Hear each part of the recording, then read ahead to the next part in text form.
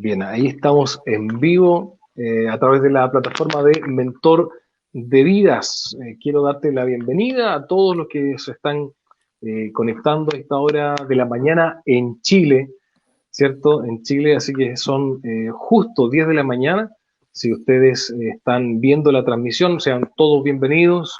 Vamos a estar conversando hoy día con Alex Letosa desde España. Sí, qué tremendo privilegio, Alex, para nosotros tenerte acá. ¿Cómo? Te explico un poco cómo yo llegué a ti. Voy a explicar, pero me gustaría que saludaras, que te presentaras. Quiero saludar a todos nuestros amigos que nos están viendo a lo mejor y que después también nos van a ver en otro momento. Muy bien, bueno, buenos días. En primer lugar, Daniel, muchas gracias por invitarme para poder participar de esta ponencia, de esta experiencia, apoyando también vuestra iniciativa de homeschooling.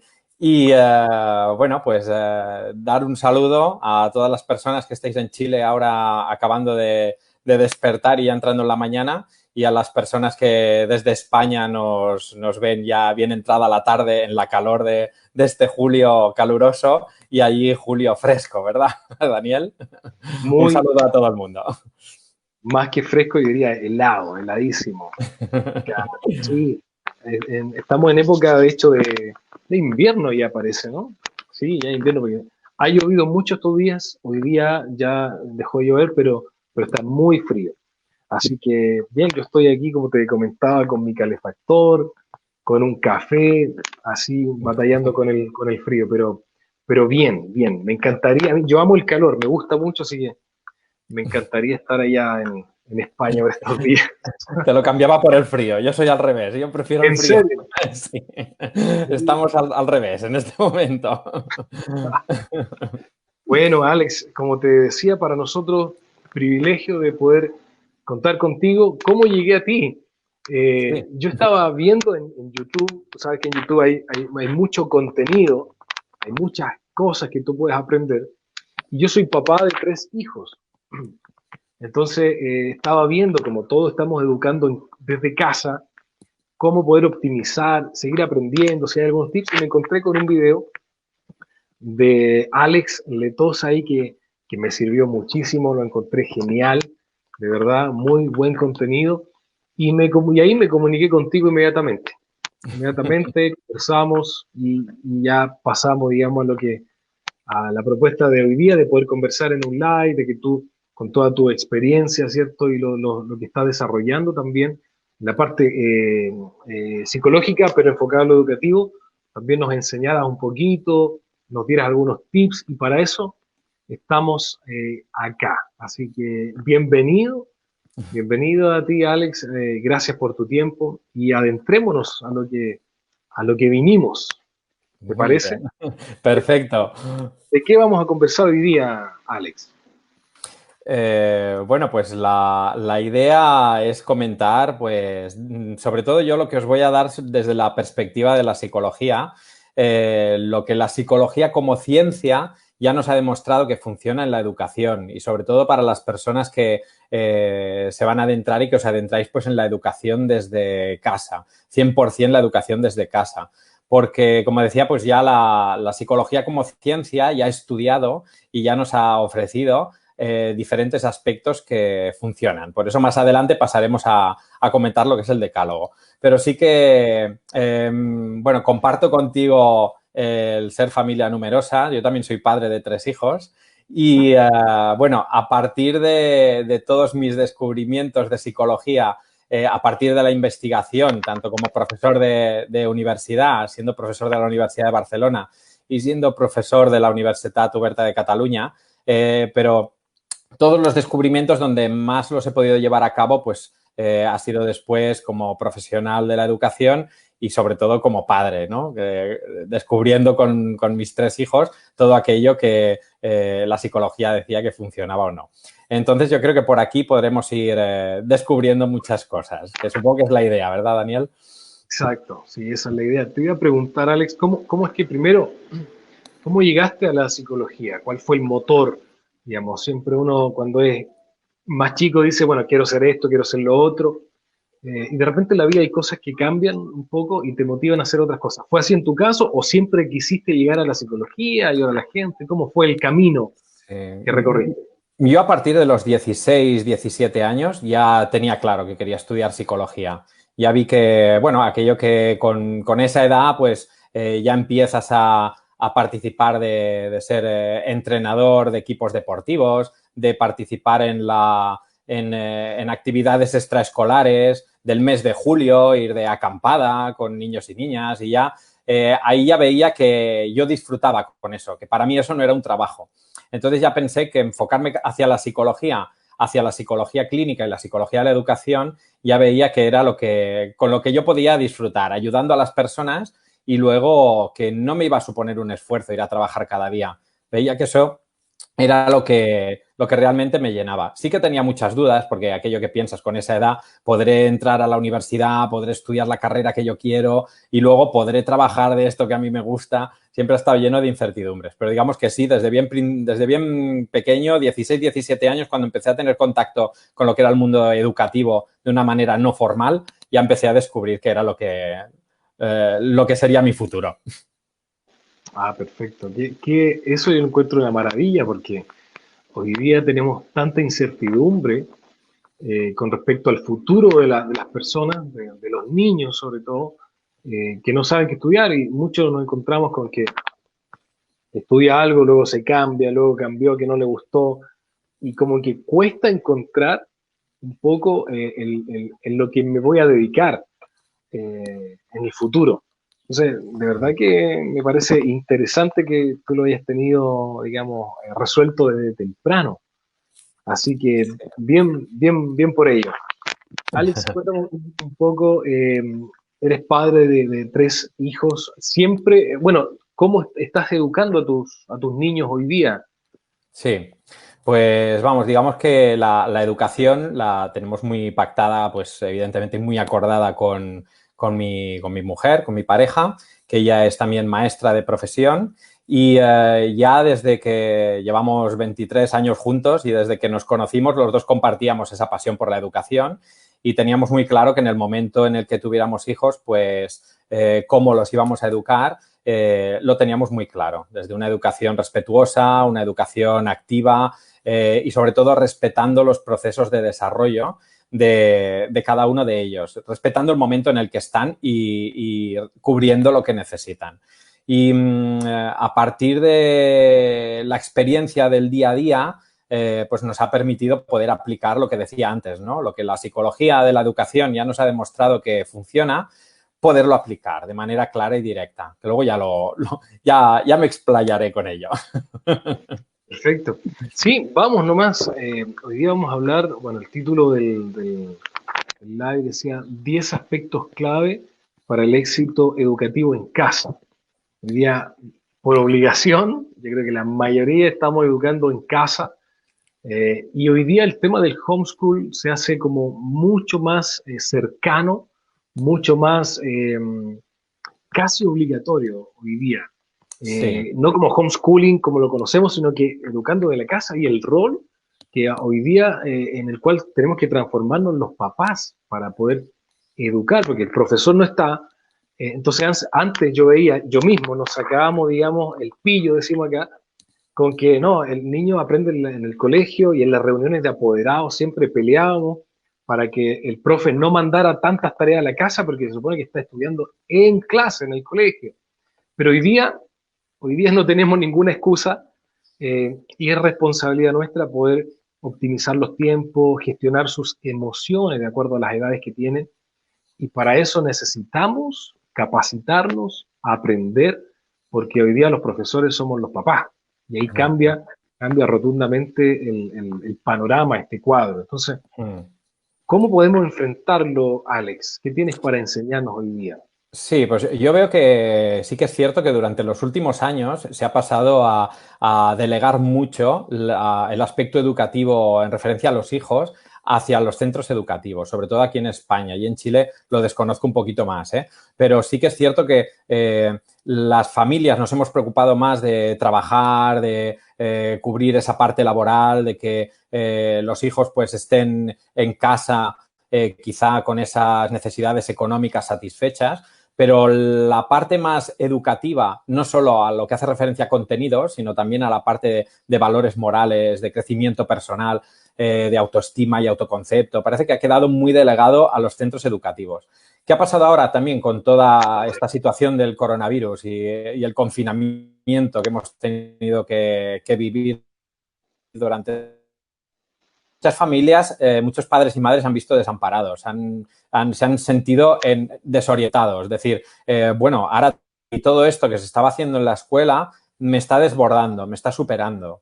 Y sí que como psicólogo también he visto que se me ha pedido mucha ayuda a partir de este punto, ¿no? Es decir, ¿cómo puedo ayudar a mis hijos desde la parte educativa? Por eso cuando me hiciste la propuesta del homeschooling, digo, pues, ¿cómo se puede atender esas necesidades educativas en casa?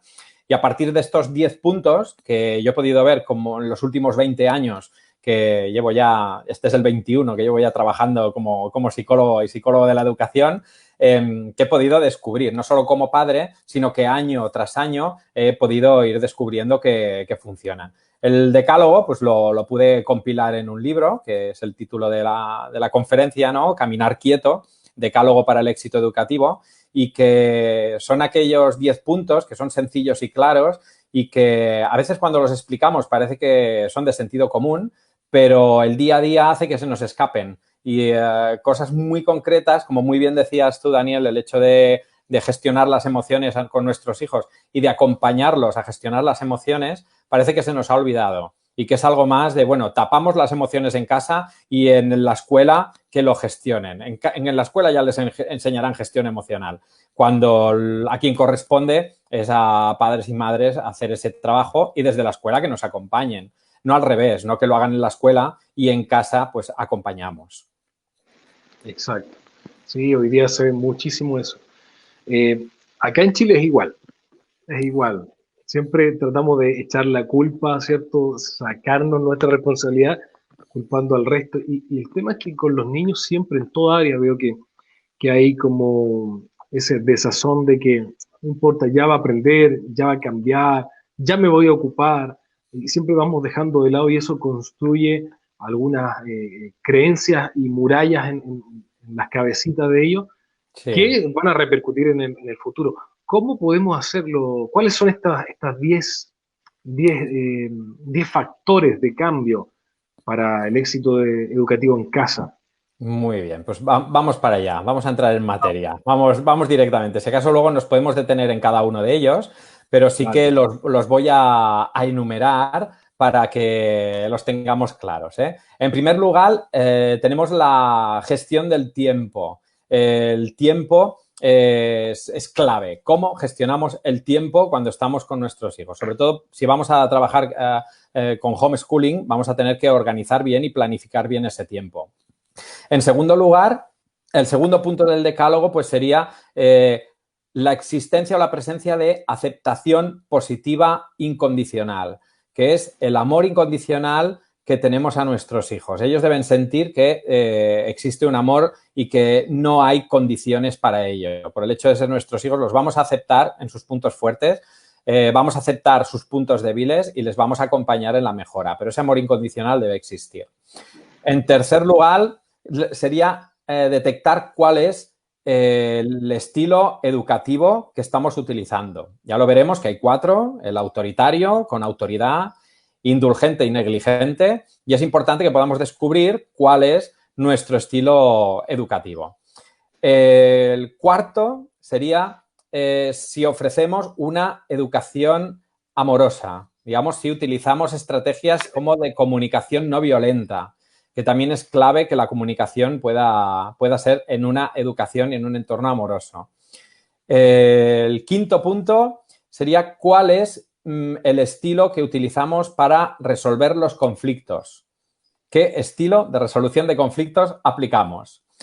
El sexto sería el modelo que ofrecemos como padre y como madre. Ya veremos que esto es muy importante y a veces lo pasamos por alto. Es decir, no podemos hacer aquello que no queremos que nuestros hijos hagan porque es evidente que somos su modelo y va a ser el reflejo su conducta de la que nosotros hagamos. El séptimo sería conocer las etapas de desarrollo en la que se encuentran nuestros hijos. Conocer el momento y lo que significa cada momento del desarrollo, para no frustrarnos, para no pedir cosas que no son posibles y para poder acompañar lo mejor posible. El octavo punto sería conocer su realidad del día a día, ser conocedores de su realidad, de sus amistades, de sus preocupaciones, de lo que quieren ser cuando sean mayores, si quieren ser psicólogos o astronautas. Luego nos iríamos al punto número 9 del decálogo, que es la gestión emocional. Aplicar y saber gestionar las emociones de manera clara. Y el décimo y último punto clave para la educación en casa sería una que a veces padres y madres pasamos por alto y normalmente es la punta más alta de la pirámide, que es cómo estoy yo, como padre, como madre, pero también como persona, como individuo. Si no nos encontramos bien y nos sentimos mal nosotros como personas, también vamos a proyectar en nuestros hijos este malestar, este mal sentir. Y a veces lo hacemos al revés. Pensamos primero que nuestros hijos estén bien y luego me preocuparé de mí. Cuando también es al revés. Nosotros tenemos que estar bien y cuando nosotros estemos bien nos va a ser mucho más fácil educar. Y estos son, resumiendo, los 10 puntos que a partir de, como decía, del tiempo que he estado y que estoy como profesor en la universidad y las investigaciones que he ido pudiendo observar y recoger, y luego los 20 años que he estado trabajando también como profesor en infantil y primaria, en secundaria, los años que estuve también como director de instituto, en un instituto de secundaria durante 5 años, pude comprobar pues, que realmente todas las herramientas educativas que necesitamos como padres y como madres, pero también como personas que vayamos a educar, son estos 10 puntos. Entiendo. Yo aquí los anoté todos. Los fui anotando ahí, porque más que moderar este live, uno busca crecer como persona. Creo que los que dejamos de aprender nos estancamos. Y esto, de verdad que es, como tú bien decías, recorrido de 20 años de estar en la profesión, enseñando, viendo los errores. De verdad que es una riqueza tremenda que tenemos que aprovechar. Así que los anoté allí y no comenzamos a conversar un poco más detenidamente acerca no sé si le alcanzará el tiempo para todos ellos, pero no sé, ¿qué te parece a ti?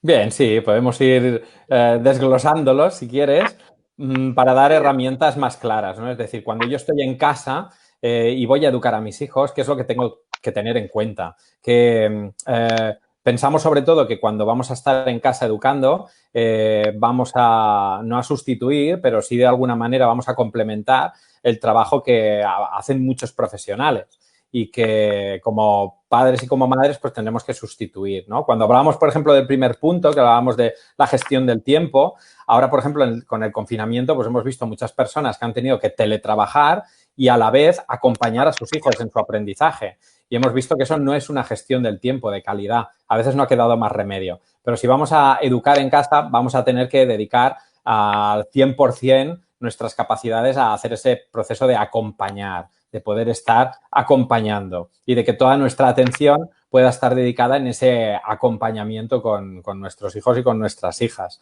Es cierto que también pues, hay que dedicar ese tiempo. Hay veces que encontramos padres y madres que solo ven a sus hijos el fin de semana y que el fin de semana es cuando los quieren descubrir o cuando dicen es que mi hijo se comporta de esta manera y no entiendo por qué, porque en casa no lo estamos educando así. Entonces, bueno, el tiempo es clave. Si no estamos, ¿quién educa? Yo siempre es lo que digo, ¿no? Si tú no estás, ¿quién está educando? Entonces, el tiempo es muy importante y que el tiempo sea con una presencia clara. Yo si quieres, Daniel, te voy explicando. Si quieres interrumpirme, sí. No hay ningún problema. Me dices, Alex, detente aquí. Detente aquí. Y me detengo y seguimos. Entonces, un punto clave es la gestión del tiempo. Si vamos a dedicarnos al homeschooling y vamos a educar en casa, ese tiempo tenemos que tener en cuenta que tendrá que ser un tiempo de calidad. Habrá un momento en el que nuestros hijos estén haciendo tareas de tipo autónomo y nos permita quizá que nuestro rol sea más pasivo y sea más de de orientar y que nos dediquemos a otra tarea, pero en el momento que nos requieran, pues nuestra labor de orientación y de acompañamiento tiene que estar. Por eso la gestión del tiempo es muy importante. ¿Qué tiempo vamos a dedicar? ¿Cómo lo vamos a organizar? ¿Durante qué horas del día? Que quede todo bien programado y bien establecido para que nos genere luego rutinas y esas rutinas generan seguridad y generan tranquilidad. Luego también te comentaba que teníamos el punto que hace referencia a esa aceptación positiva, ese amor incondicional, que también tiene mucha relación, bueno, con lo que llamamos en psicología profecía autocumplida, que no sé si la conoces, Daniel, que No. la profecía autocumplida es algo muy sencillo en psicología, que es, por ejemplo, si tú vas a ir a una fiesta la semana que viene y estás pensando que te vas a aburrir en esa fiesta, durante toda la semana, ten por seguro que cuando llegues a la fiesta te vas a aburrir, porque tu mente se está fijando en aquello que se va a aburrir. Y con los hijos pasa lo mismo. Si no tenemos ese amor incondicional, nuestra mente se va a centrar en los puntos débiles y lo que vamos a proyectar pues vamos a conseguir esa profecía autocumplida, es decir, que se cumpla aquello que tememos. Si pensamos, mi hijo es un desastre, mi hijo es un desastre, mi hijo es un desastre, pues seguramente vamos a proyectar que sea más probable que nuestro hijo pueda actuar como un desastre. Si decimos no es responsable, no es responsable, no es responsable, ese pensamiento que tenemos de que no es responsable, pues va a provocar que no sea responsable, porque nosotros, nuestra mirada ya va a estar enfocada hacia ese punto débil. Por eso es importante que siempre podamos manifestar esa aceptación positiva, que nuestros hijos sientan que les aceptamos de manera positiva y de manera incondicional, pase lo que pase, sea como sea, en el momento en el que pase, que les vamos a acompañar a mejorar y no que les vamos a limitar. Y a veces parece algo muy sencillo, pero es muy fácil que en nuestra propia gestión emocional, nuestras frustraciones, se proyecten en ellos y en ellas. Y lo que decía, genere esa profecía autocumplida. Es decir, se cumple aquello que nosotros estábamos profetizando, porque el hecho de profetizarlo ya puede provocar que ocurra. Exacto. Sí, genial.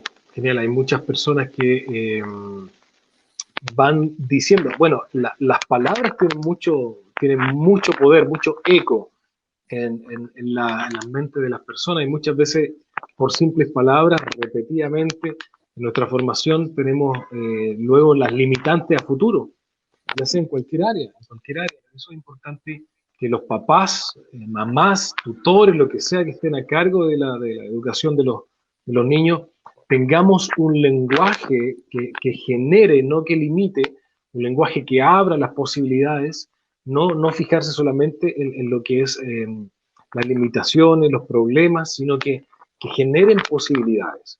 Así Exacto. que muy, muy, muy, muy importante. Ahí vamos en el número 2, ¿verdad? Exacto.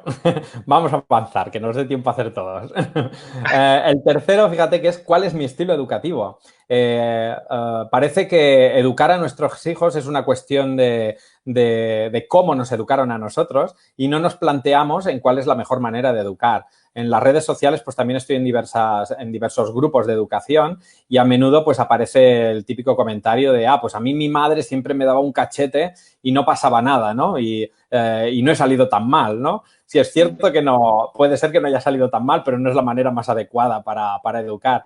Y dentro del estilo educativo, aquí siempre intentamos transmitir a las familias que vayan a educar que se planteen cuál es el suyo, porque la psicología ya nos ha demostrado cuál es el éxito educativo y cuál es el estilo educativo que hace que nuestros hijos crezcan con un desarrollo emocional y que proporciona éxito académico. Todo empezó con un estudio de Lamborn en California en el año 1971, de una muestra muy grande de más de 700 familias y que se ha venido replicando constantemente.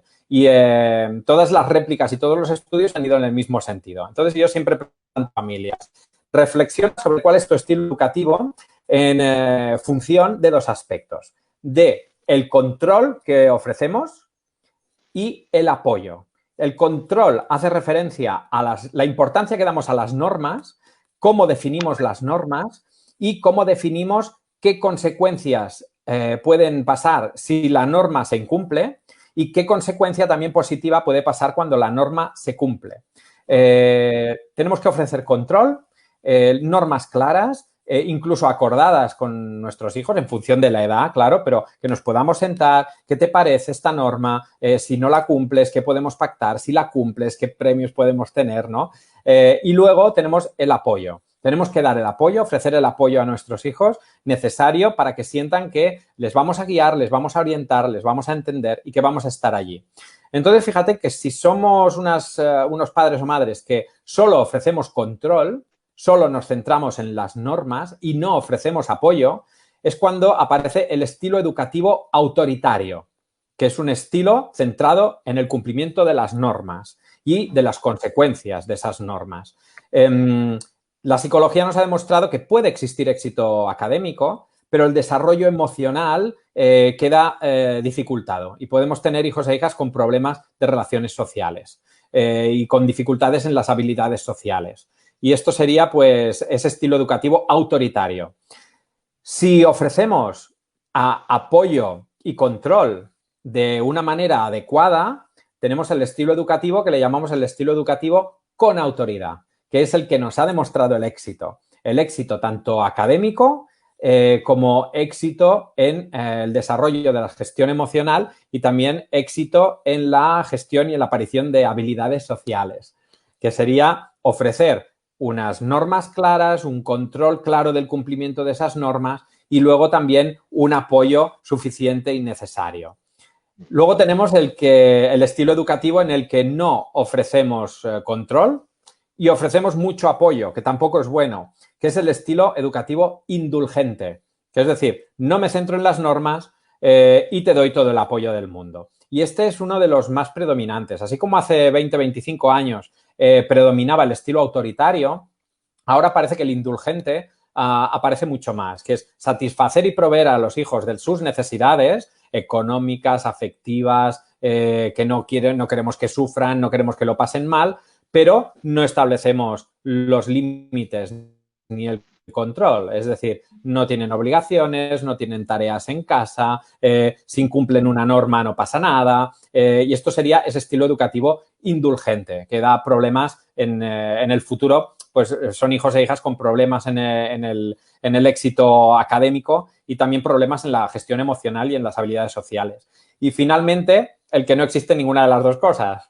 Ni apoyo ni control, ninguno de los dos, que es el estilo que llamamos negligente, que podemos decir que en este caso los hijos e hijas no contar con sus padres para nada, ni para el apoyo necesario, ni para la necesidad de encontrar esas normas. Fíjate, Daniel, que aquí lo que estamos hablando es de libertad y de límites, es decir, el apoyo que necesitan, la libertad que les vamos a ofrecer y los límites o las normas y el control. Y se ha estudiado durante muchísimos años estos estilos educativos y ya se ha demostrado que tenemos que tener una tendencia muy clara hacia el estilo educativo con autoridad, ofrecer control y normas y poniendo control y normas estamos siendo muy duros, no, porque los necesitan esas normas y ese control. Y por contra también poder ofrecer el apoyo y la tranquilidad que necesitan. Pongo el ejemplo siempre pues a la hora del postre. Imagínate, Daniel, que tienes que darle a tus hijos la hora del postre, que nos encontramos muchas veces, y quieren flan o quieren helado, y tú dices, bueno, es que hoy tienen que comer fruta, que no han comido fruta. La libertad y los límites, el apoyo y control, pues sería, por ejemplo, poder decirles, hoy para comer hay fruta. ¿Qué fruta quieres comer? ¿Quieres plátano? ¿Quieres manzana? ¿Quieres pera? ¿Naranja? Fíjate que le estamos poniendo unos límites.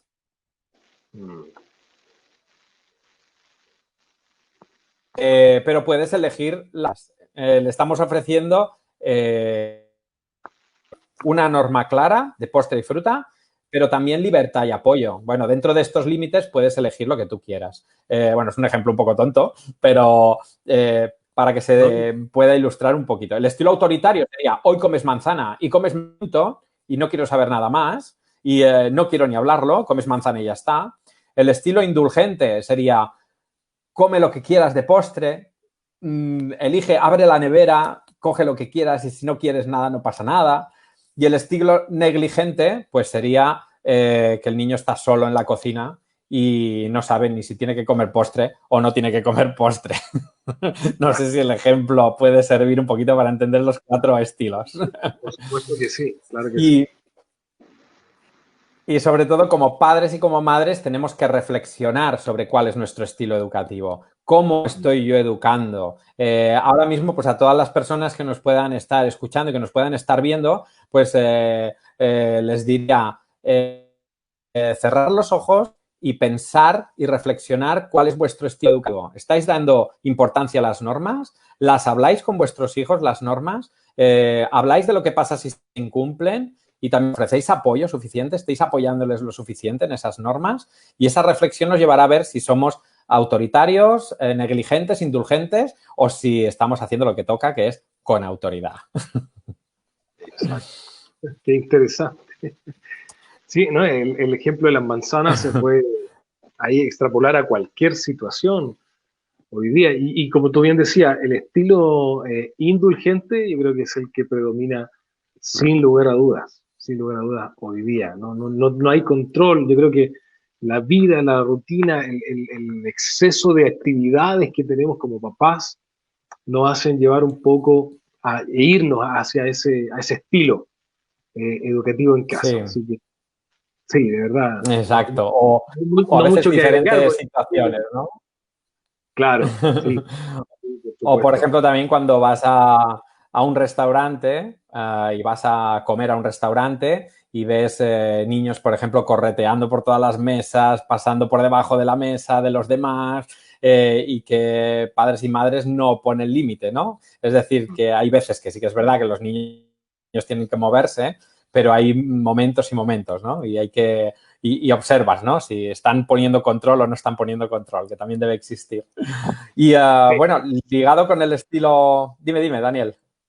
No, te digo que siempre a uno le toca ver de repente a los demás, al demás. Bueno, mis hijos, por lo menos, gracias a Dios, son tranquilos, eh, pero, pero sí hemos sido, digamos, expectantes o testigos, mejor dicho, de situaciones muy incómodas, muy complejas, que el papá, la mamá de repente no hayan cómo reaccionar, dónde meterse, porque están en público.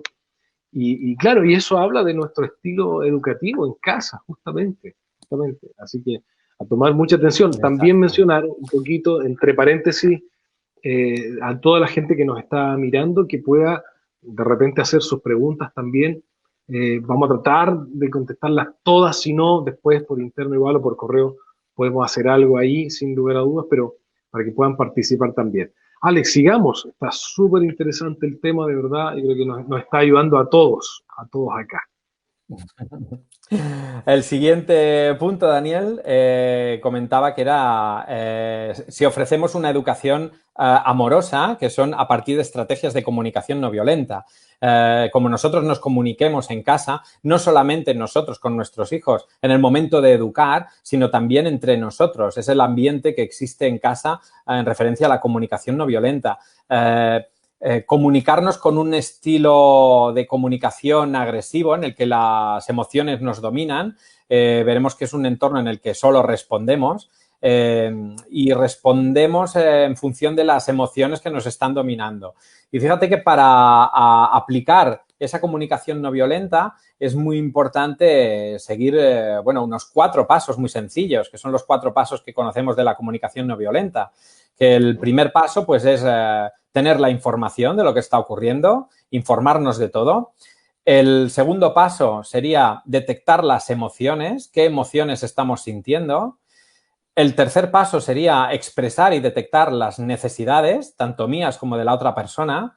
Y el cuarto punto sería hacer peticiones, es decir, qué peticiones hago yo y qué peticiones me hace la otra persona. Y esto sería la estrategia de comunicación no violenta. En el momento en el que estamos comunicándonos con nuestros hijos y que nosotros tenemos un interés y nuestros hijos tienen otro interés, tenemos que intentar hablar de una manera asertiva, es decir, de una manera positiva. Partimos de la base de que como padres y como madres y nuestros hijos pueden decir todo y nos pueden transmitir todo, pero siempre de una manera educada. de una manera asertiva, de una manera correcta, intentando no ofender a los sentimientos de la otra persona. Y para eso hay muchas estrategias, porque nuestros pensamientos y nuestra manera de comunicarnos ponen muchas trampas. Por ejemplo, algo que suele hacer sentir mal a los hijos o a nosotros como padres es utilizar, por ejemplo, conceptos absolutos como el siempre o el nunca, ¿no? Cuando viene nuestro hijo y nos dice, es que tú nunca me dejas.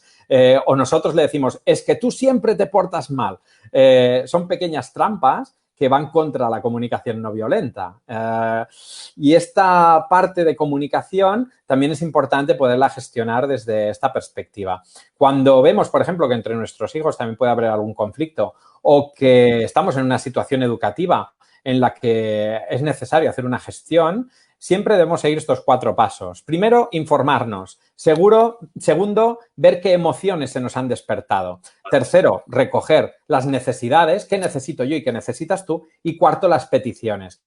¿Qué pido yo a ti y qué me pides tú a mí? A partir de aquí podemos llegar a un acuerdo. Si esto lo vamos incorporando poco a poco, llega un momento que es automático y que surge pues de manera muy tranquila, ¿no? A veces ves como los niños se sientan porque han tenido un conflicto y se sientan porque quieren aplicar los 4 pasos. Y dice, bueno, vamos a aplicar los 4 pasos, ya lo tienen incorporado.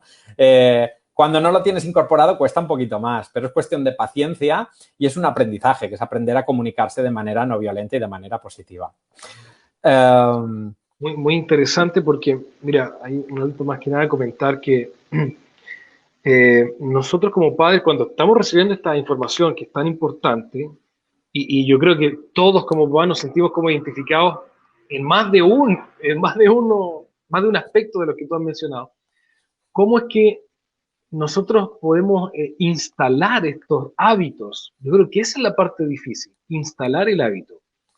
¿Por qué? Justamente por lo primero que tú mencionaste, que es la gestión del tiempo. No nos alcanza. Muchas veces ponemos la excusa de que en qué momento lo hago, en qué momento me siento, en qué momento me siento con ellos a conversar. Los que tenemos más de un hijo, más de 2 hijos, eh, mucho más complejo, mucho más complicado, porque no nos alcanza el tiempo, que estamos con la comida, que hay que salir a comprar, que hay que atender el llamado, que hay que enviar el correo. Más encima que nuestros hijos están ahí queriendo estudiar, cómo se hace la tarea, el televisor y un sinfín de cosas. El tema de instalar el hábito Sí. es como lo más complejo. Sí, ¿Verdad? fíjate que aquí hay 2 cosas, porque esto me aparece mucho en consulta, ¿eh? Cuando estoy trabajando esto con padres y madres, es una cosa que aparece siempre. Es decir, ¿qué haces cuando tienes 2, 3 hijos o 4 y aparece este conflicto, aparecen estos problemas y estás en la puerta de casa, que estás saliendo para ir a la escuela o que estás saliendo para ir al supermercado o que estás y justo ocurre esa situación en la puerta de casa? Tenemos 2 opciones. Una opción es decir, priorizo esta situación que es muy importante y ya iré más tarde a comprar o llegaré más tarde a donde vaya. Pero si vemos que esto no es posible, debemos de tener memoria. Decir, bueno, ahora nos tenemos que ir, que es muy tarde, pero después esto lo vamos a hablar. Que no pase, porque a menudo eso pasa. Queda tapado, es como una olla a presión en la que van quedando todos esos conflictos uno sobre el otro y las prisas es la tapa en la olla. Pero todo sigue allí en la olla. Es decir, nuestros hijos e hijas han tenido esa situación conflictiva y no podemos dejar que quede en el olvido. Le tenemos que dar la solemnidad que merece, porque si es importante para nosotros y es importante para la educación, le tenemos que dar ese espacio. Como decías, los 10 puntos no son 10 puntos aislados, están todos interrelacionados, todos tienen igual importancia. Si queremos gestionar esto, necesitamos tiempo. ¿Lo necesitamos ahora o lo necesitamos después o lo necesitamos más tarde? E incluso también es bueno poderlo entrenar en el momento en el que no ocurre nada, es decir, de manera preventiva. Pues vamos a ver un cuento en el que sucede algo y vamos a observar cómo lo resuelven los protagonistas del cuento. No es necesario actuar como padres y madres bombero, que nos dedicamos a apagar los fuegos, sino que también es bueno que podamos prevenir que exista el fuego, que sería, pues, vamos a sentarnos, vamos a ver un cuento que hemos encontrado en la biblioteca o un cuento que hemos encontrado por internet que trata ese conflicto que a veces tienen mis hijos y vamos a analizarlo. Lo podemos analizar desde fuera y podemos aplicar esas 4 fases de comunicación no violenta. Vamos a recoger la información, vamos a ver qué emociones sienten los personajes, con lo que también trabajaremos la empatía, el poder ponerse en el lugar del otro. Luego vamos a trabajar y vamos a descubrir qué necesita cada personaje, qué pensamos que necesitan y qué peticiones se pueden hacer el uno al otro. Y existen cuentos que ya lo trabajan también. Yo creo que como padres necesitamos ser creativos también, porque de pronto, ¿cómo lo hago? Pero justamente hay herramientas, libros, cuentos, historias, frases, personajes que nos ayudan un poco a tener el ejemplo, ¿cierto?, de resolución de conflictos, de estrategias de comunicación. Me encantó eso, porque de repente mis propios hijos me piden, papá, cuéntame un cuento. Y ya la Caperucita Roja ya está, debe haber muerto tantas veces que se la comió el lobo, ¿cierto? Pero ahí podemos inventar historias o recopilar ciertos cuentos Sí. que hablen un poco, que representen un poco la situación en la que estamos viviendo y eso ayuda mucho porque al niño le da otra mirada, o sea, no soy yo, sino que como que me salgo de mí mismo y me veo desde afuera. Y eso ayuda mucho, el juego de roles también, ocuparlo. Yo creo que tenemos que Exacto. ser papás muy, muy creativos en eso para poder Sí. gestionar esto. ¿Mm?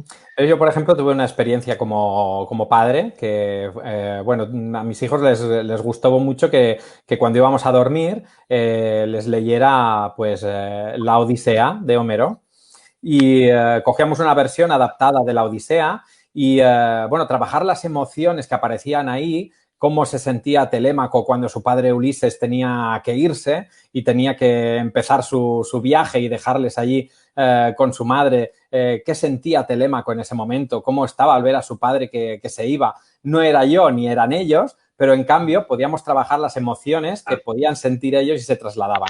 Igualmente cuando aparecen conflictos.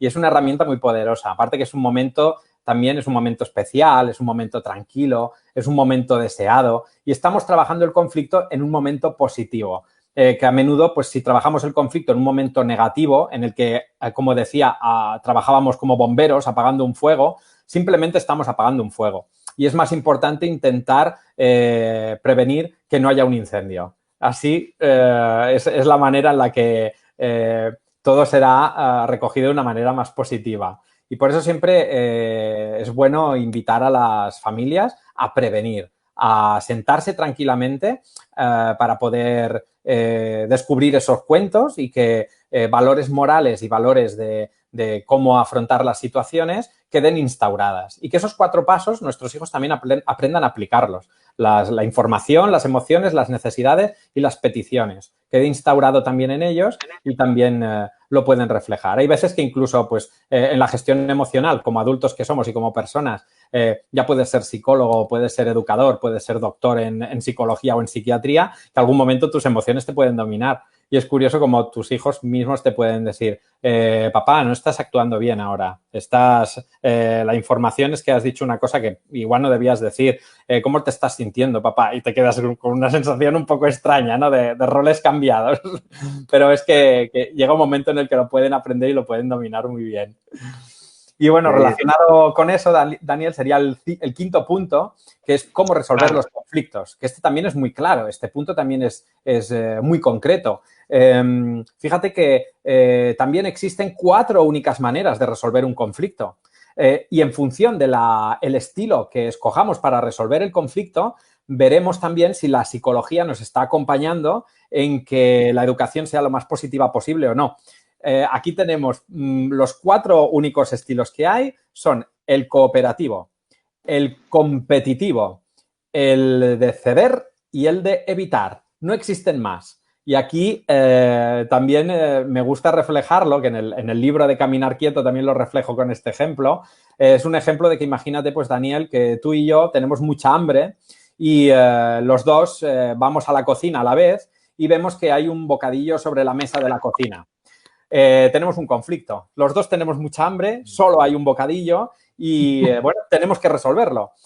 Yo tengo unos intereses y quiero ganar y tú tienes unos intereses y también quieres ganar. Entonces, a partir de cómo resolvemos esta situación, podemos ver si estamos acompañando lo que la psicología nos dice que debe ser o no. ¿Qué es lo que harías tú, Daniel, conmigo, con ese bocadillo? Te pongo en una trampa ahora, te pongo en un apuro.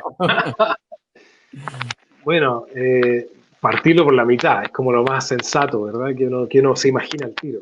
Perfecto, ¿no? Pues fíjate, partirlo por la mitad sería, me preocupo por tus intereses y también me preocupo por los míos. En este caso sería un estilo de cooperar, que ya es el que la psicología nos dice al que debemos de tender, que es el estilo en el que me preocupo por mis intereses, pero también por los tuyos. Sería el cooperativo.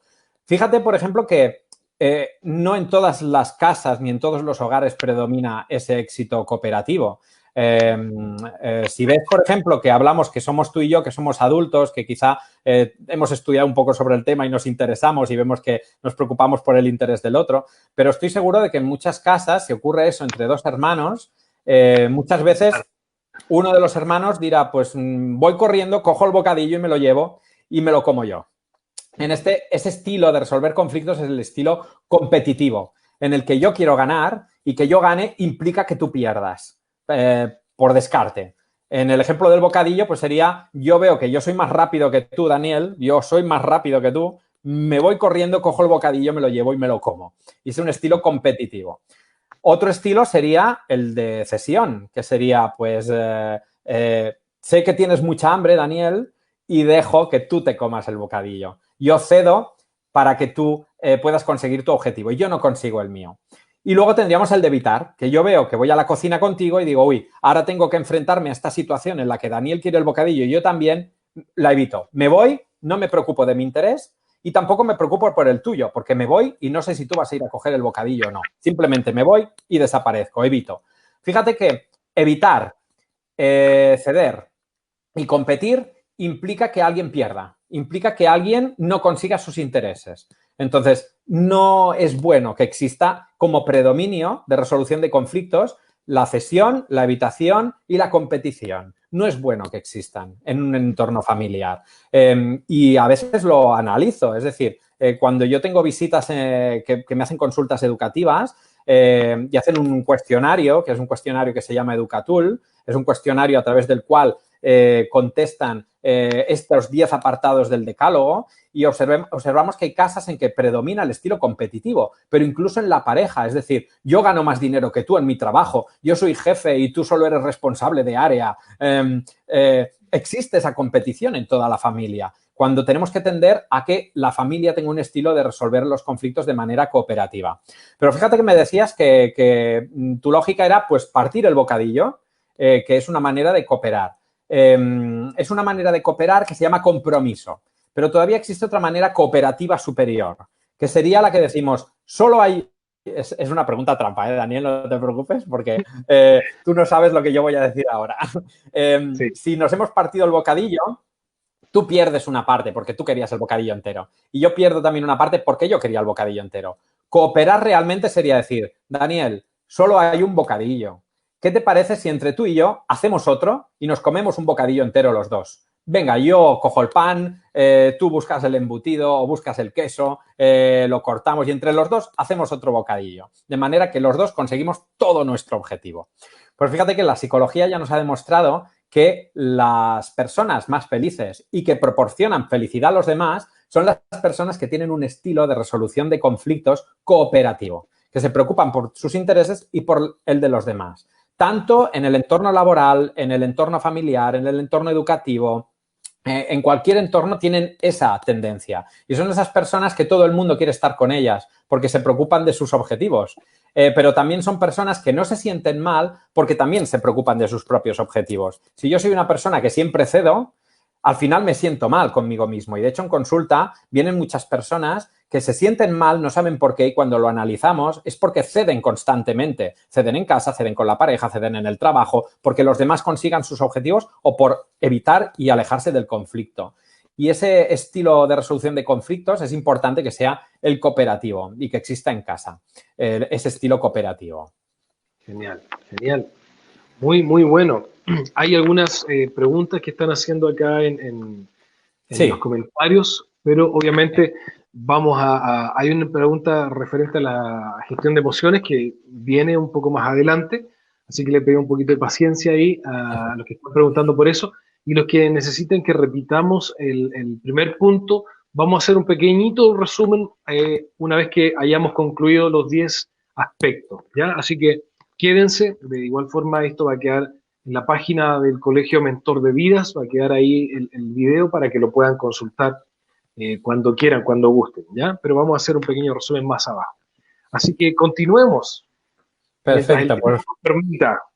vamos con el siguiente, que los siguientes ya iremos un poquito más rápido para ajustarnos al tiempo, que si no nos entretenemos aquí, que es un tema que Sí, daría para horas.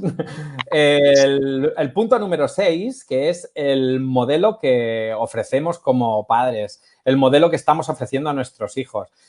Cada vez que hacemos una conducta que no queremos ver en nuestros hijos, pues es muy sencillo, no la hagamos, intentemos no hacerla. Y si somos conscientes de que la hemos hecho, intentemos evitarla más adelante. Si vemos que nuestros hijos gritan y resulta que nosotros gritamos, si vemos que lo que decía antes, ¿no? Que hay muchas familias que dicen, bueno, un cachete o pegar en un momento determinado no es tan malo, no es tan grave. Pues sí que lo es, porque le estamos enseñando a nuestros hijos que es como se resuelven las cosas. Si nosotros pegamos, ellos van a aprender que como se resuelven las cosas es pegando. Si nosotros gritamos, ellos van a aprender que gritando es como se resuelven las cosas. Y es el modelo que van a reproducir posteriormente. Entonces, el modelo que nosotros ofrecemos es clave. Recuerdo que había un anuncio, había un comercial que está en las redes, que está en YouTube también. No recuerdo de qué era, con lo cual no es muy buen anuncio, porque no recuerdo qué anunciaba, pero sí recuerdo el anuncio en sí, que aparecían niños persiguiendo a sus padres, a los adultos, y, por ejemplo, aparecía un padre que iba en el coche conduciendo y gritaba a otro conductor y la niña que la llevaba detrás también gritaba al otro conductor imitándole. O la madre que iba con el teléfono móvil gritando y hablando mal con el estrés del trabajo y detrás iba la niña también con el teléfono móvil también hablando y gritando mal. O el padre que iba fumando y el niño detrás con el cigarrillo en la mano. Es muy buen anuncio por el contenido que tenía y muy malo porque no recuerdo qué anunciaba, pero sí que es verdad que ejemplifica muy bien lo que es el modelaje. Somos un modelo para nuestros hijos y todo aquello que nosotros no queramos ver en ellos es mejor que intentemos evitarlo lo máximo posible. Y nos iríamos al punto número 7, que es conocer las etapas del desarrollo donde se encuentran. Este punto ya es un poquito más delicado, porque quiere decir que como padres y como madres es muy importante que desde que vamos a tener un hijo nos informemos muy bien de qué supone cada momento del desarrollo. Ya sabemos, bueno, Piaget, por ejemplo, hizo una categorización, pero existen muchas más, de que de los 0 a los 2 años es la etapa sensoriomotriz, en la que los niños experimentan y tocan y se empiezan a mover y a descubrir el mundo que les rodea. De los 3 a los 5 es la etapa preoperacional, de los 6 a los 12 la etapa de las operaciones concretas que tienen que operar con el mundo que les rodea. Todo esto tiene mucha relación con el aprendizaje y con la educación, porque nos encontramos muchas veces situaciones conflictivas o de mala educación porque no entendemos el momento del desarrollo en el que están. Y por poner un ejemplo, un bebé de 15, 16, 17 meses, que lo ponemos en la trona, que vamos a empezar a comer, que le reñimos porque coge las cosas con la mano, no cojas la comida con la mano, que tiran algo con la mano y le damos en la mano, que no tires las cosas, no tires las cosas. Es como los bebés calculan las distancias, están aprendiendo qué es ese nuevo mundo al que han venido a parar y están aprendiendo cómo funciona ese mundo. No nos tenemos que exaltar o pensar, este niño o esta niña es muy malo porque es que lo tira todo al suelo.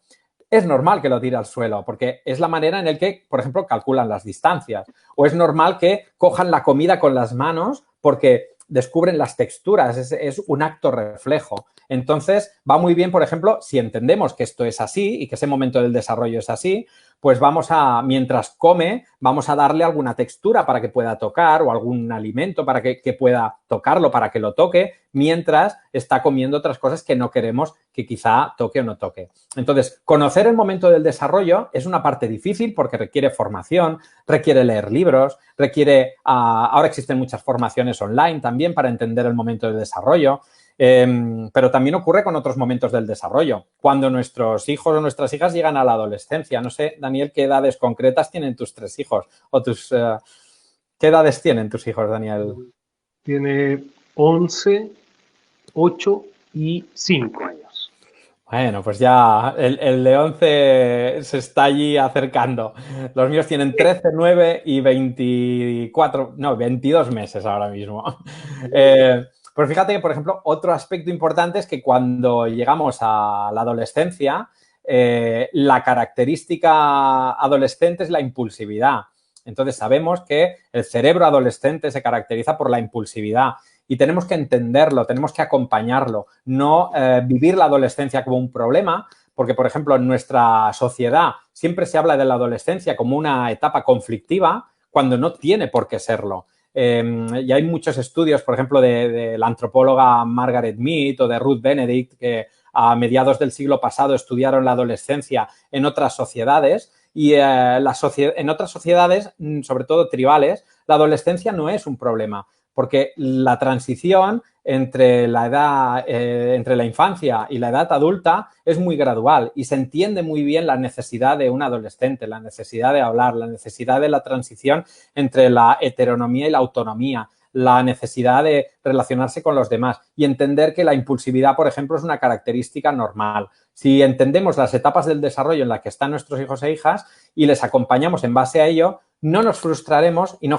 generaremos situaciones negativas que no deberían de ser, como puede ser el ejemplo de reñir a un bebé de 15 meses porque tira la comida de la trona al suelo, por ejemplo. Y para ello necesitamos formarnos como padres, como madres, leer, entender en cada momento qué supone el desarrollo físico, intelectual y emocional y social de cada uno de nuestros hijos para acompañarles lo mejor posible y que las dudas que tengamos no las cubramos con frustración o con desconcierto, sino con ignorancia. Es decir, pues lo desconozco, voy a investigar esta reacción de mi hijo o de mi hija y ver cómo la puedo gestionar. Aquí tenemos que ser humildes y antes de tener una actitud más soberbia y de decir, no, no, aquí me voy a poner autoritario, intentar entender un poquito mejor qué necesidades son para seguir con el estilo educativo con autoridad y dar el apoyo y el control que necesitan, relacionando todo un poco. Y aquí nos iríamos al siguiente punto, al octavo, que el octavo punto sería si conozco su realidad, si conozco su día a día, que aquí también necesitamos tiempo para que esto exista. ¿Conocemos a nuestros hijos y nuestras hijas? ¿Sabemos lo que les preocupa? ¿Sabemos los 3 amigos o amigas que tienen mejores? ¿Sabemos los 3 compañeros o los 3 amigos o amigas o conocidos que más le hacen sufrir?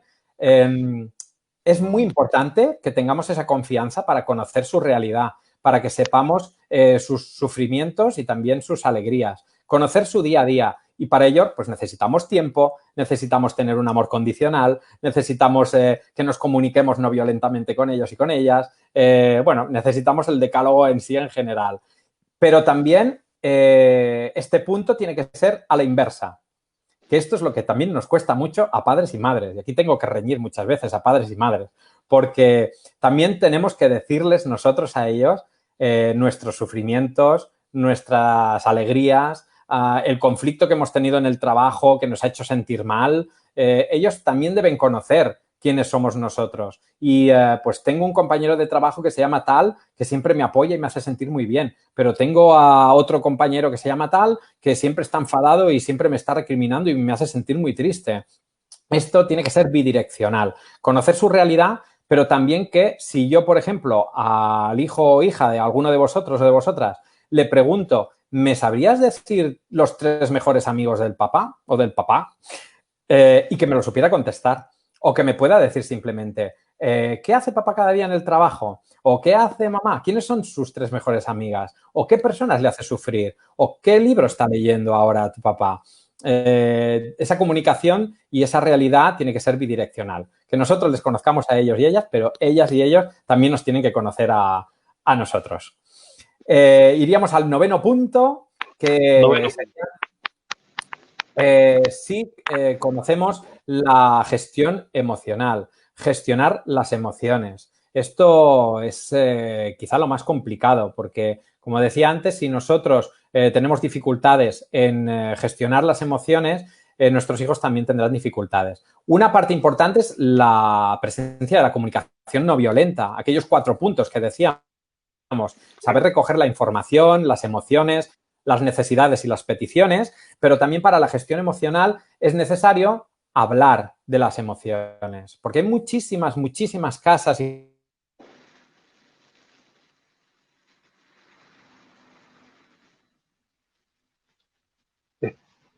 quedamos ahí en pausa con el video. Alex, sí, ahora tenía alguna problema de señal. Vamos a esperar que se conecte nuevamente o que la señal se restablezca para poder continuar en este punto de la gestión emocional. Esperamos ahí que se restablezca la señal. Usted, mientras tanto, ahí puede enviarnos sus preguntas, sus consultas. Estamos ahí atentos a los comentarios. Todavía no se restablece ahí, parece que hay una pérdida de señal ahí. Bueno, vamos a esperar que Alex pueda retomar el link para que nos volvamos a conectar y podamos terminar esta sesión, digamos, este conversatorio con Alex Letosa, que nos está enseñando acerca de estos 10 pasos o el decálogo del educador en casa. Alex, ahí estamos de vuelta. Ahí sí.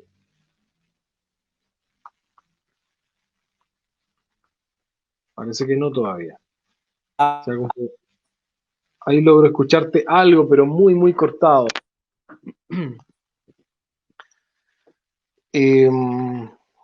Bueno, aprovecho de hacer un pequeño repaso mientras Alex restablece la señal ahí con su sí, dispositivo. Ahí, Alex, ¿me escuchas?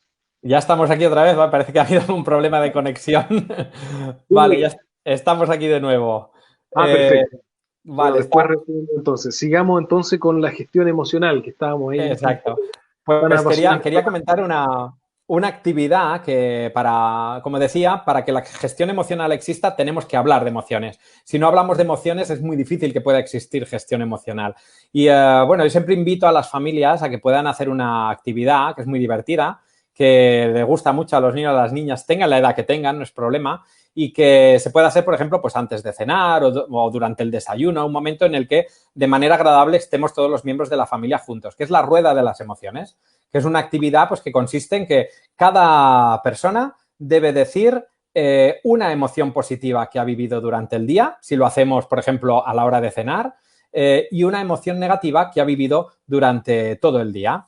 Y hacemos una rueda en la que todo el mundo tiene su turno y podemos expresar esas dos emociones, la positiva y la negativa, que nos han despertado durante el día y siempre desde una manera respetuosa y de una manera que no ofendamos o que no faltamos el respeto a los demás, porque a veces puede ser una emoción que se nos ha despertado por un acto de alguna de las personas que está en la rueda de las emociones. Y es una manera de obligarnos a hablar de emociones, de hablar de cómo nos hemos sentido. Y hablar de las emociones, como decía, no en el momento de bombero, que tenemos que apagar el fuego, sino de una manera preventiva en la que hablar de emociones es algo placentero, que no sea hablar de emociones, claro, ahora como me he enfadado, tengo otra vez que hablar de las emociones, qué pesadez, no, sino que vamos a hablarlo en un momento en el que estamos tranquilos y que estamos tranquilas y que vemos que vamos a poder hablarlo de una manera tranquila. Y en esta actividad de la rueda de las emociones, pues cada uno tiene su turno y puede expresar, pues hoy me he sentido muy bien porque con mis amigos hemos descubierto un juego y me lo he pasado muy bien, pero me ha hecho sentir mal que cuando he perdido me he sentido frustrado y José se ha reído de mí y eso me ha hecho sentir muy mal, y que podamos hablar de las emociones, porque si no hablamos de las emociones, lo que ocurre es que para los niños y para las niñas las emociones no existen, dejan de existir y no aprenden ni a detectarlas en sí mismos ni a detectarlas en los demás, con lo que la empatía se vuelve cada vez más difícil de trabajar. En cambio, trabajando con pequeñas actividades como esta, las hacemos presentes. Y simplemente es siguiendo también una premisa que para mí es un consejo muy importante. Las emociones no las podemos juzgar, no las podemos cuestionar. Cuando sentimos una emoción, esa emoción es cierta, la sentimos de verdad. No podemos negar que esa emoción la estemos sintiendo, pero tampoco podemos negar que la esté sintiendo otra persona. Podemos pensar que lo que ha ocurrido quizá no sea tan grave para que esa emoción que se haya despertado de esa manera. Pero sí que es muy importante que la emoción no, digamos, que no puede existir. Es imposible que te sientas enfadado.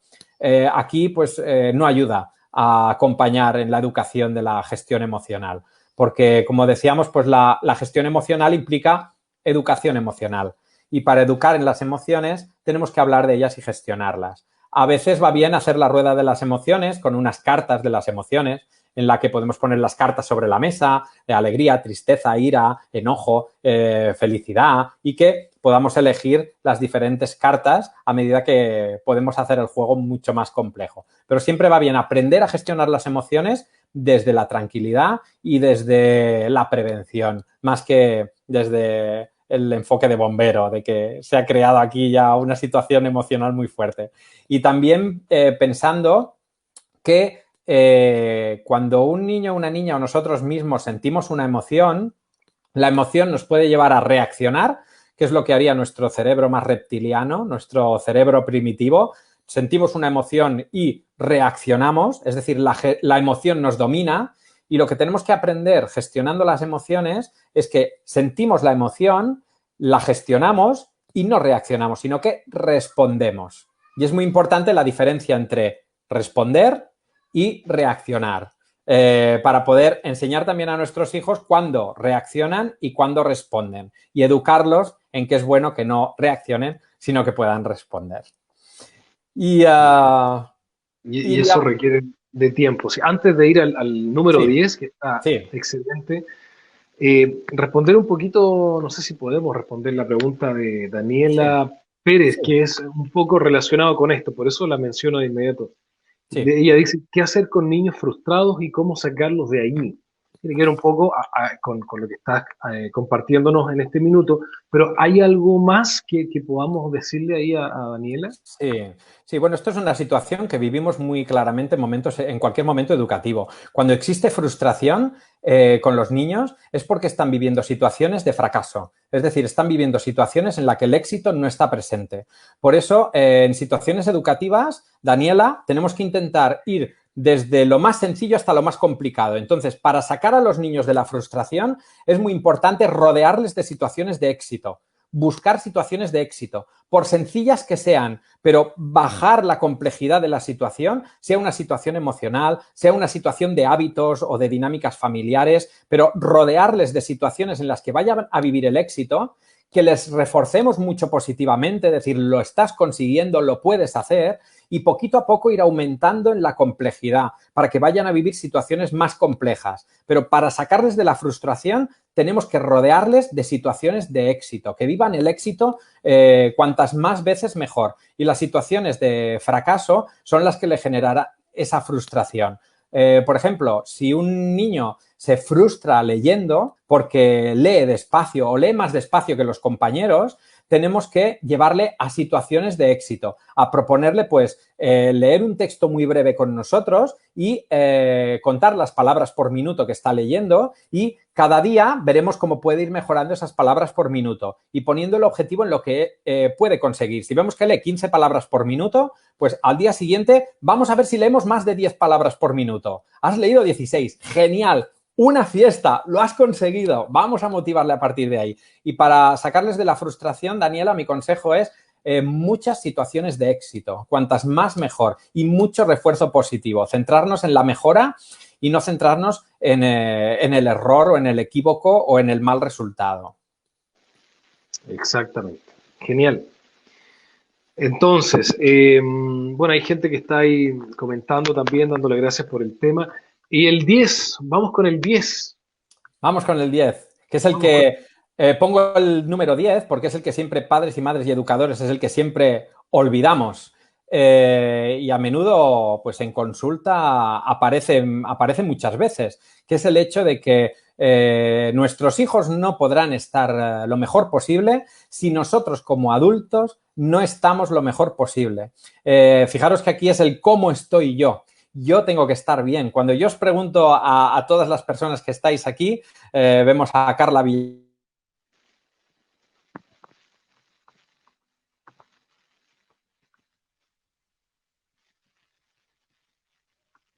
Ya. Nuevamente ahí tenemos una pérdida de señal. Esperamos que se restablezca, por favor, para poder continuar. Ya estamos casi finalizando estos 10 aspectos del éxito educativo en casa. ¿Ya? Esto está dirigido tanto a los que ya hacen homeschool como a las familias también que tienen pensado hacerlo, y esto nos va a ayudar Vuelvo muchísimo otra vez. a poder aplicarlo y saberlo antes de ejecutar lo que es la educación en casa. Y los que vivimos en pandemia todavía, en cuarentena, estos tips, por supuesto, que nos ayudan. Alex, ya estamos de vuelta otra vez, ¿sí? Mientras tanto, ahí vuelve Alex, leo algunos comentarios. Ahora sí. Ahora te escucho, excelente. Bueno, bueno, Vale, buen ya hemos tema. podido volver.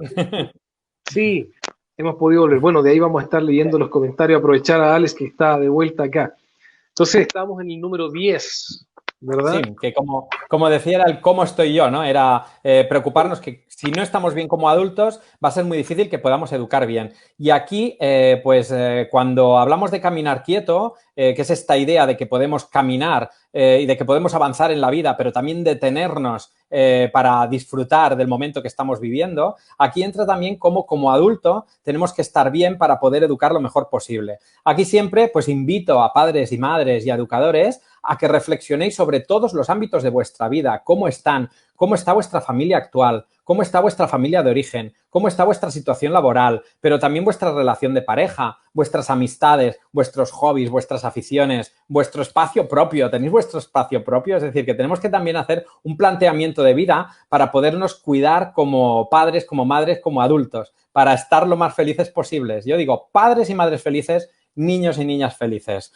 Y a veces la pirámide la hacemos al revés. No, yo como padre estoy feliz si mi hijo está feliz. Pero también os digo que es al revés. Tenemos que cuidarnos. A veces es mucho mejor que vayamos un rato a tomar un café con un amigo, a poder desconectar para volver con la energía suficiente para poder educar con todas las garantías. Que no decir, no, permanezco aquí porque todo por mis hijos, todo lo que sea por mis hijos, pero si no estamos en las mejores condiciones se va a hacer muy difícil.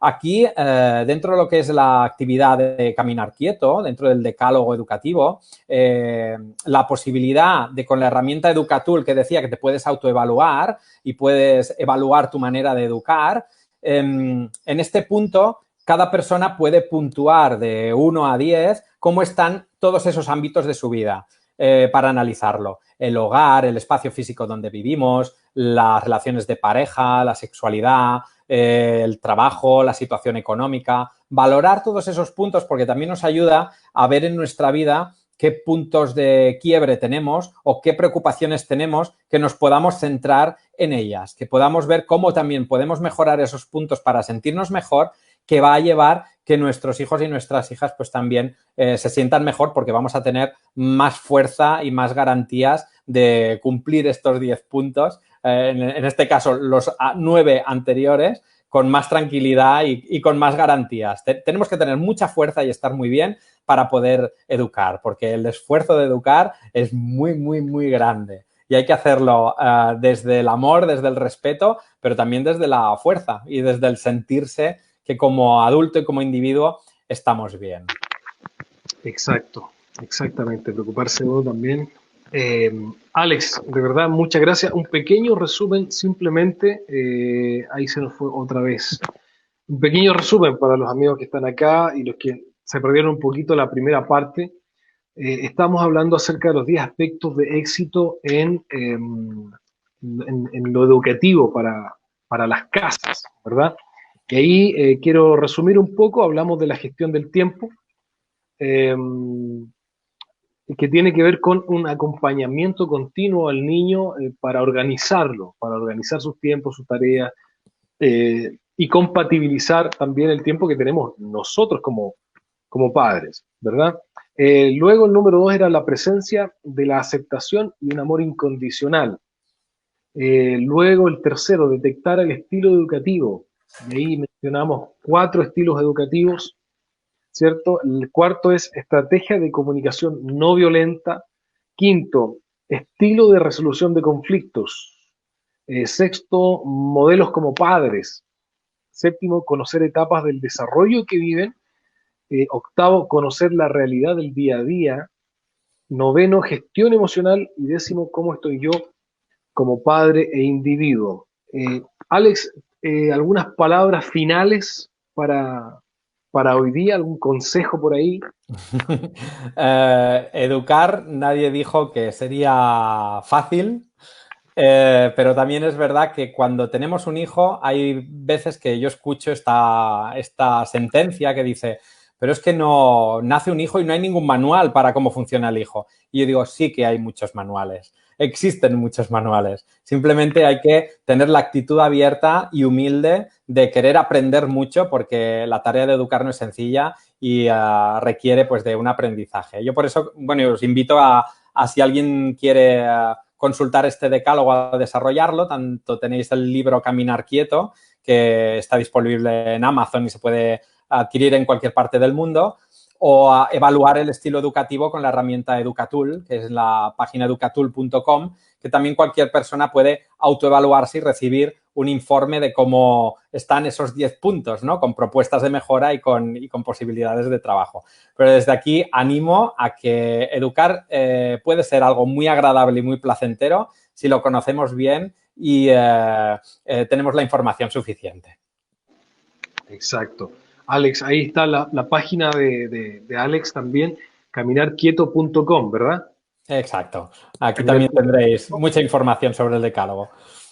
y educatools.com también, ahí para la herramienta y medirse un poco como educador en casa. Y por lo demás, Alex, muchas gracias por todo. Invitarle a la gente también que descargue el ebook que lanzó el Colegio Mentor de Vidas el fin de semana. Ahí le estamos dejando, digamos, en los comentarios el link para que lo puedan descargar y revisar también ahí la página del colegio, la propuesta de la educación en casa. Así que mucho ánimo a los que estamos educando en casa, mucha fuerza allí. Constantemente vamos a estar subiendo material para que todos podamos ahí agarrarnos de algo a la hora del conflicto o de la educación en casa. Y vamos a ver que vamos a ir creciendo también en este rol importante. Así que Alex, te mando un gran saludo, un gran abrazo. Muchas gracias por este tiempo, de verdad, muy, muy valioso tiempo y muy valiosa la información que nos proporciona. Así que un gran abrazo y esperamos próximamente también contar contigo en otra actividad o en algo más allí. Así que muchas gracias. Muchas gracias a ti, Daniel, por invitarme y mucho ánimo y mucha fuerza en vuestra iniciativa de homeschooling. Listo, pues, un abrazo y nos estamos viendo pronto nosotros acá en el colegio. Así que un abrazo para todos, muchas gracias por vernos y mucha fuerza. Chao, chao. Chao.